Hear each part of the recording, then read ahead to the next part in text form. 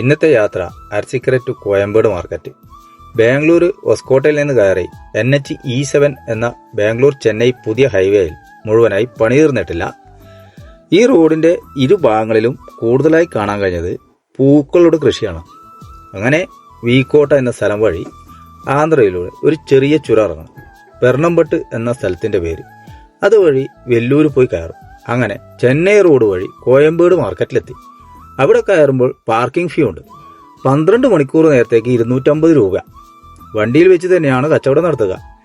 ഇതുപോലുള്ള ടീക്കടയിൽ പോലും QR code ഉണ്ട്. പക്ഷെ പാർക്കിംഗ് ഫീ വാങ്ങുന്നവർ QR കോഡ് ഉണ്ടോ എന്ന് ചോദിച്ചാൽ വളരെ ഹാർഷായി പെരുമാറും. പച്ചക്കറി മാത്രമായി A മുതൽ N വരെ ബ്ലോക്കുകളുണ്ട്. അതിൽ ഇത്രയധികം വണ്ടികൾ പാർക്ക് ചെയ്യുന്നുണ്ട്.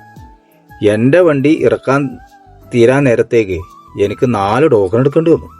ഇത്രയധികം വണ്ടികൾ വരുന്ന ഒരു സ്ഥലത്ത് ഓൺലൈൻ പണമിടപാട് സ്വീകരിക്കാത്ത, അതും കയ്യിൽ മാത്രം പൈസ വാങ്ങുമെന്ന് നിർബന്ധം പിടിക്കുകയും ചെയ്യുന്ന ഒരു സ്ഥലം കൂടിയാണ് കോയമ്പേട് മാർക്കറ്റ് പാർക്കിംഗ്. അങ്ങനെ ഇന്നത്തെ യാത്ര ഇവിടെ അവസാനിക്കുന്നു. പുതിയ യാത്രാവിശേഷങ്ങളുമായി വീണ്ടും ആന്തൂർ സഞ്ചാരിയുടെ യാത്ര തുടരും.